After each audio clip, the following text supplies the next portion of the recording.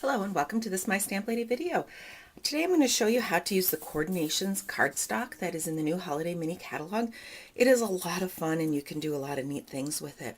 And that's what I use to do these leaves on this thank you card. So let's get started.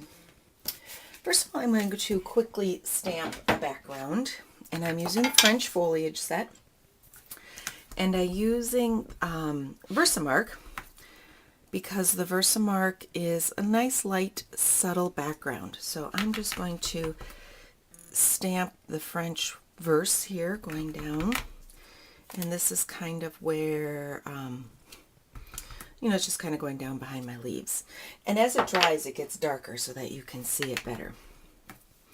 Then I'm going to randomly just stamp the little splats around. Okay, and then all I have to do with this is mount this onto the Cherry Cobbler cardstock. Go. Let's mount that. And this is just a regular Cherry Stampin' Up cardstock. And then we'll mount this onto the card base. And I have an early espresso, just regular early espresso cardstock base. Okay, we can set that aside. So now I've pulled in my Big Shot, and here comes the part that is a bit different, and it's with the Coordinations cardstock. And these are the pieces I've cut out to do with my Autumn Accents Big's die. And when it comes, there's a little bit of texture on this side, and then this side is smooth. But what's unique about the Coordinations cardstock is that you can see the inside is lighter or a different color core than the top and bottom. So if you do things like rip it, sand it, distress it in ways, that core comes through, and then you have a little bit different color. So here's my die, the Autumn Accents Big's die, also new in the Holiday Mini Catalog. I'm going to put my Coordinations cardstock over the two leaves I want to use. I did put the textured side down, and then we'll roll that through because that will be my top. You just, mostly for alphabet stamps and such, it's a good habit to put the side you want showing face down.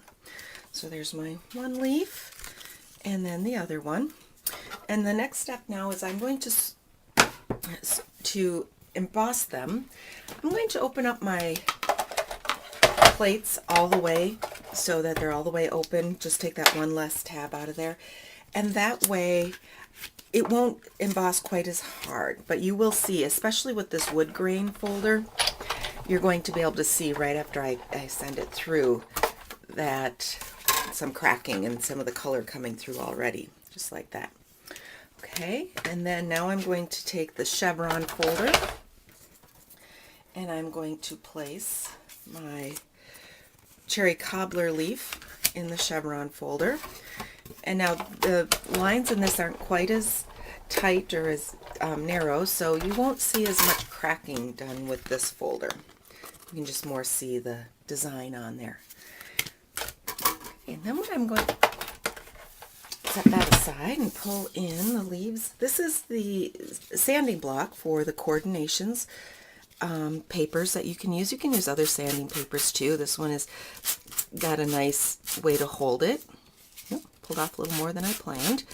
Okay, so, and I kind of work from the center and go out. Now, like I said, I did pull a little more of the surface off there, but that's okay because it's going to have a weathered look anyway.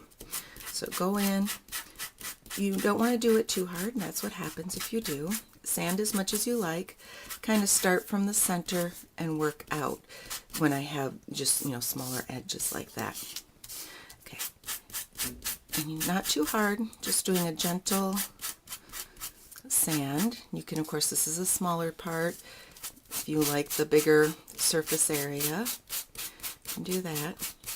The sandpaper on these sanding blocks is removable, and you can replace it. So it's just Velcroed on. You can order refills, and it's got like the Velcro backing on there. And so once you buy the block, you can replace the sandpapers.